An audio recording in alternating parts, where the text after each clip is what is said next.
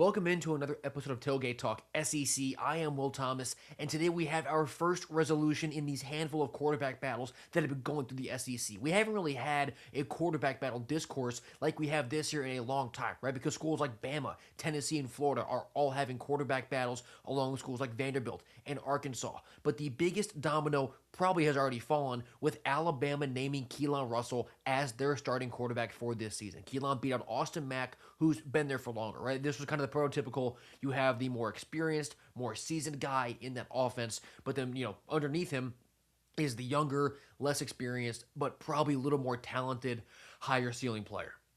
That's exactly what Keelon Russell was to Austin Mack. Keelon was a former five-star guy. He's out of Duncanville, Texas, originally in the 2025 recruiting class. Number two overall player in the country, number two quarterback.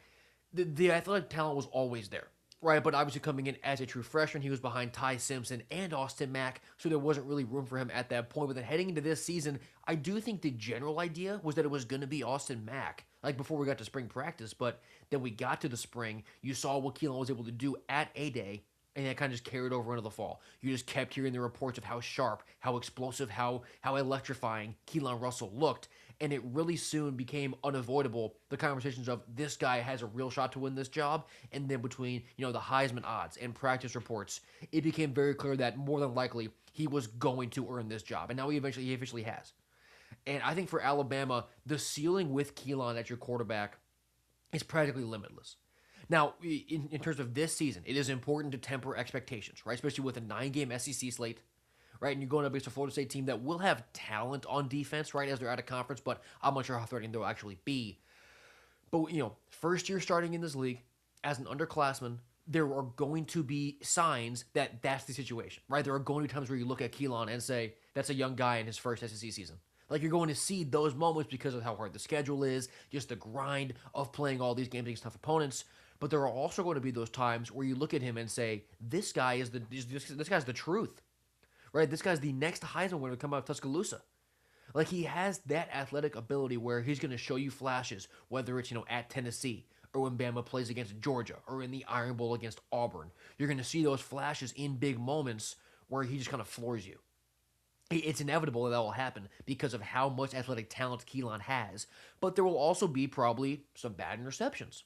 You're going to also see him bail out of the pocket when there's nobody coming in pressure, right? You're just going to see those freshman, sophomore sort of, I don't want to say mistakes, but probably are mistakes, right?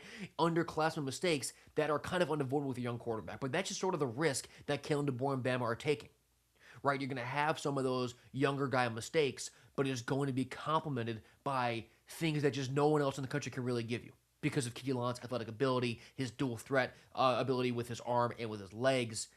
And I think it really signifies the youth movement that we're getting here with Alabama's offense.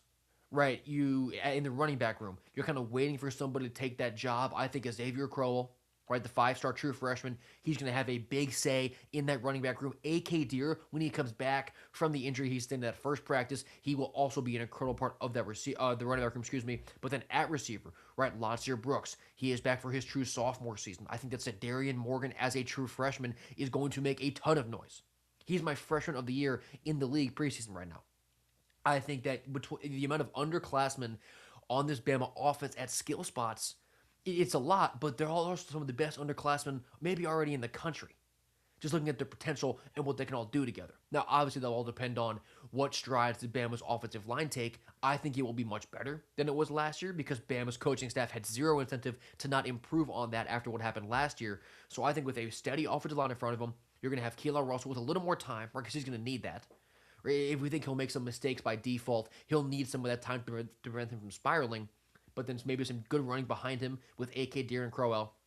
You have a really reliable big body out there in Darian Morgan and, Latsier Brooks, obviously also Ryan Coleman-Williams out there too.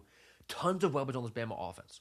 And I just think, my hypothesis from, granted, not being in Tuscaloosa, but just looking at their practice notes, watching some of the film that came out of practices, is just that Keelon gives you the ability to unlock the full potential of all those weapons a little more than Austin Mack does. And inevitably, that outweighed the potential drawbacks of a young quarterback for DeBoer, for Ryan Grubb, for that Bama staff to give Russell the job. So I'm really excited. I'm just glad that we finally have some, a little bit of clarity on the quarterback picture in the SEC. There are so many great quarterbacks in the league this year, and we had 5 spots that had to go be grabbed. Bama's was probably the highest profile, right? Then Tennessee's and Florida's. Bama's is done. Tennessee and Florida should come out, decently soon, I would imagine, with just 2 weeks until game day for both those schools.